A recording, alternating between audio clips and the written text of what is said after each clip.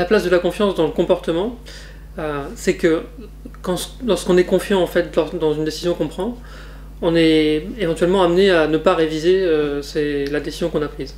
Lorsqu'on est très peu confiant, on va peut-être revenir sur sa décision, chercher des éléments pour confirmer la décision qu'on vient de prendre, ou alors on sera prêt à mettre moins de choses sur la table pour lorsqu'il s'agira en fait de mettre sa décision en œuvre et de passer à l'action. Par exemple, si un médecin doit faire un diagnostic et qu'il fait face à différents éléments d'information, donc ça peut être la radio qu'il a fait ordonner au patient, ou alors l'examen qu'il a passé avec le patient.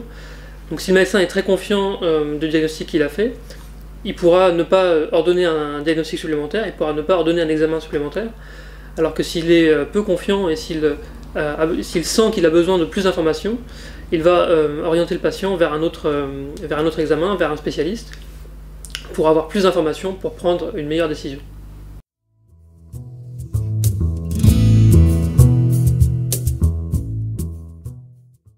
Pour mesurer la confiance, on utilise des expériences en laboratoire.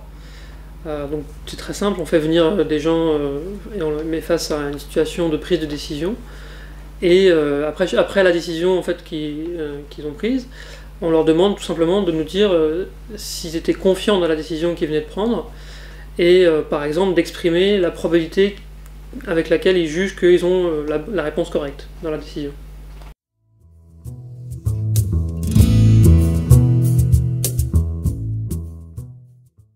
Dans une expérience qu'on va utiliser, on utilise des décisions de perception qui nous permettent de bien contrôler en fait, les paramètres expérimentaux.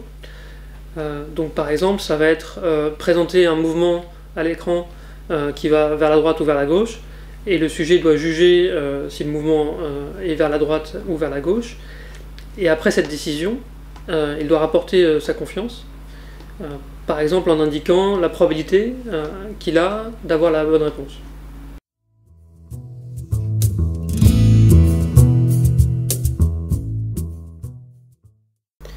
On étudie des situations de prise de décision extrêmement simples pour étudier la confiance, parce que dans ces situations simples, on peut bien contrôler en fait, toutes les variables qui vont affecter la prise de décision, et on est en mesure de quantifier très correctement l'incertitude du sujet dans la décision. Donc par exemple, si le sujet nous dit qu'il était à 90% sûr d'avoir la bonne réponse, et que nous on voit en fait que dans ses réponses, il avait la bonne réponse 70% du temps, à ce moment-là, on est en mesure de dire que le sujet était surconfiant, donc il avait une trop grande confiance par rapport à sa performance réelle, et c'est une caractéristique importante du comportement du sujet et en fait de sa confiance.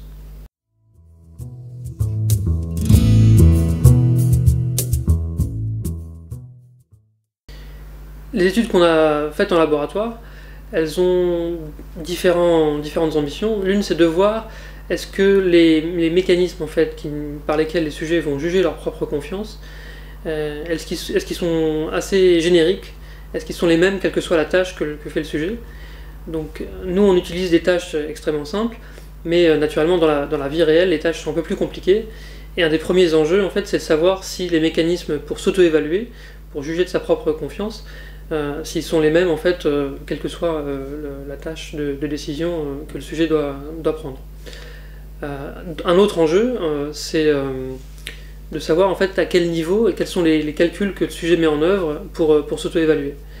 Notamment, en fait, est-ce qu'il utilise toutes les sources d'informations qui participent à sa décision, ou est-ce que lorsqu'on doit prendre un jugement de confiance sur sa décision, certaines sources d'informations vont avoir plus de poids, et d'autres sources d'informations vont avoir moins de poids. Ça, c'est très important de savoir en fait comment les sujets s'auto-évaluent et quels sont les mécanismes cognitifs et les calculs que le sujet fait lorsqu'il produit en fait un jugement de confiance.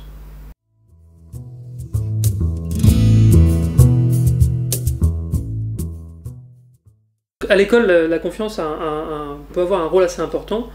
Lorsque les étudiants sont très peu confiants dans la réussite qu'ils vont avoir, ils vont être peut-être très peu motivés en fait, pour étudier, et du coup on verra la réussite scolaire en fait, diminuer en conséquence. Un exemple assez frappant, c'est celui des stéréotypes. Lorsqu'on dit aux filles qu'elles sont mauvaises en maths et qu'on observe qu'en conséquence elles vont peut-être réduire leur effort et effectivement en fait, être moins bonnes que les garçons dans un test de maths à la fin de l'année, ce qu'on pourrait essayer de mettre en place pour contrer en fait, ce phénomène, c'est une meilleure auto-évaluation des filles qui, lorsqu'elles font un test de maths, sont a priori aussi bonnes que les garçons. Et peut-être qu'elles n'en ont pas, elles sont pas assez confiantes et que les stéréotypes va en fait renforcer ce manque de confiance. Si on arrive à améliorer l'auto-évaluation des étudiants, à ce moment-là, on pourrait leur permettre d'avoir une meilleure confiance en eux dans la réussite et du coup d'être plus motivés en fait pour étudier et pour mettre tous les efforts en fait lors de l'apprentissage et afin d'avoir les meilleures chances de réussite.